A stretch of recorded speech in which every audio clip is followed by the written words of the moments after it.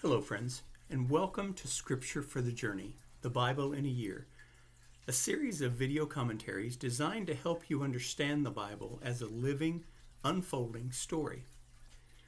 Now, I won't be reading the Bible aloud in these videos, but instead, each week I'll explain a book or group of books from the Bible in a storytelling format, helping you grasp the heart and the movement and the message of the text. These 8 to 10 minute reflections are meant to give you context, clarity, and connection so you can better understand what each book is about, why it matters, and how God is at work within it.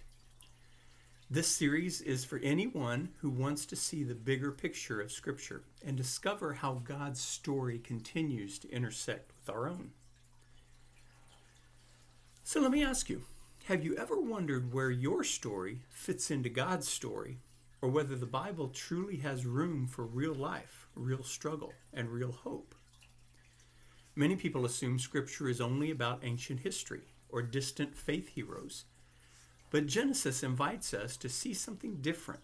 It invites us to see ourselves. Genesis is the opening chapter of Scripture, and like any good beginning, it sets the tone for everything that follows. It's a book about origins, but not just the origin of the universe. Genesis is about the beginning of relationship and identity, trust, and God's ongoing desire to walk closely with humanity. Before laws are given, before commandments are written, before institutions are formed, Genesis introduces us to a God who creates with intention, blesses with generosity, and remains present even when things begin to unravel. The book opens with a powerful and poetic image. Darkness covers the deep, and God speaks light into being. Order emerges from chaos. Separation creates space for life to flourish. Day and night, land and sea, sky and earth. Over and over again, God looks at what has been made and calls it good. That detail matters deeply. Before humanity ever fails, before brokenness enters the story, Scripture declares that creation itself is good. The world is not an accident. Humanity is not a mistake. And Genesis begins with blessing, not condemnation. Human beings are created in the image of God and entrusted with care for the earth and for one another. This isn't about dominance or control. It's about responsibility and stewardship and relationship. To bear God's image is to reflect God's character in the world. Genesis tells us that from the very beginning, God intends humanity to live in connection, both with God and with one another. Loneliness isn't part of the original design. Community is, and partnership is, shared life is. Very quickly, though, the story becomes honest about choice. Adam and Eve are given freedom, and with freedom comes risk. When trust breaks, shame enters. Fear replaces openness. And instead of walking freely with God, they hide. What's striking is not just what humanity does, but what God does next. God goes looking for them. God asks questions, not accusations. God seeks relationship rather than abandonment. God provides clothing rather than rejection. And even when trust is broken, relationship continues. Genesis shows us early on that failure doesn't end God's involvement. Grace meets humanity at its most vulnerable point. The story then moves outward from the garden into the wider human family. Cain and Abel show us how jealousy, resentment, and unchecked anger can distort relationships and lead to devastating consequences. Violence enters the story, and then loss follows. Genesis doesn't minimize the weight of human choices or their impact. Pain is named honestly. Consequences are real. But even here, God remains present. God marks Cain for protection, limiting the spiral of destruction. Mercy doesn't disappear when humanity falters. It interrupts the cycle and keeps the door open to possibility. The flood narrative continues this tension between brokenness and hope. The violence and corruption of the world grieve God deeply. Scripture is honest about God's sorrow over what humanity has become. Yet the story doesn't end in total destruction. Noah becomes a sign of preservation and obedience. And after the flood, God places a rainbow in the sky as a promise, not just humanity, but to all creation. It's a covenant of restraint, faithfulness, and mercy.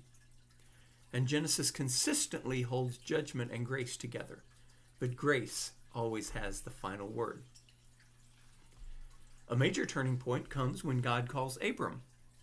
This is where Genesis shifts from universal stories to a particular family through whom blessing will flow. God makes a promise that seems impossible. Land not yet seen, descendants not yet born. Blessing meant not just for one family, but for all nations. Abram's journey is marked by faith and failure, courage and fear. He trusts God, but not perfectly. He makes mistakes, he takes shortcuts, and doubts the promise along the way. Yet God remains faithful. Genesis teaches us that covenant is not built on human perfection, but on God's unwavering commitment. And that promise continues through Isaac and then Jacob, who later becomes Israel.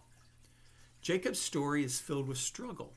He deceives others, runs from consequences, hides from his past, and wrestles with his future. One of the most powerful moments in Genesis comes when Jacob wrestles with God through the night and emerges changed. He walks away limping, but blessed. His name is changed, and so is his direction. Genesis reminds us that transformation often comes through struggle, not avoidance.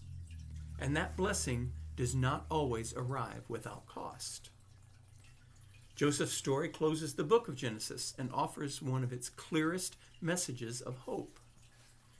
Betrayed by his brothers, sold into slavery, imprisoned unjustly, Joseph's life appears shaped by loss and injustice. Years pass with no clear resolution, yet God continues to work through unexpected turns and long seasons of waiting. Joseph rises to leadership in Egypt and eventually becomes the means by which his family survives famine. When Joseph finally confronts his brothers, he speaks words that echo the heart of Genesis itself. What others intended for harm, God uses for good. Genesis never claims that suffering is good, but it boldly proclaims that God is present within it and capable of redemption. By the end of Genesis, the family of Abraham has grown into a people. They are living in Egypt, safe for now, but vulnerable and unsettled. The story pauses there, unresolved. Genesis ends not with completion, but with anticipation. It prepares us for what is coming next. What Genesis gives us isn't a scientific explanation of how the world began. It offers something so much deeper and so much more enduring. It tells us who God is. God, the Creator. God is faithful. God keeps promises. God chooses relationship again and again, even when people stumble, resist, or fall short. Genesis shows us from the very beginning, God's story with humanity has been shaped by grace. As you begin this year-long journey through Scripture with me, Genesis invites you to reflect on your own beginnings. Where have you experienced blessing? Where have you struggled with trust? Where have you felt lost, wounded, or uncertain? And where might God be calling you to step forward in faith, even when the future feels unfinished? Genesis reminds us that our stories are part of a larger story, a story that begins not with judgment, but with goodness, not with exclusion, but with blessing, and not with fear, but with a God who speaks light into darkness and calls it good. My friends, next week we'll turn to Exodus, where this growing family becomes a people longing for freedom. But for now, Genesis invites us to remember this truth. From the very beginning, God has been walking with humanity, shaping a story of grace that is still unfolding. My friends, if this journey through Scripture is meaningful to you, I invite you to like this video, share it with someone who might appreciate it, and leave a comment letting me know where you're joining from and what stood out to you today. And be sure to subscribe or follow so you can walk through all 66 books of the Bible with us, 1 week at a time. God bless you, my friends, today and always.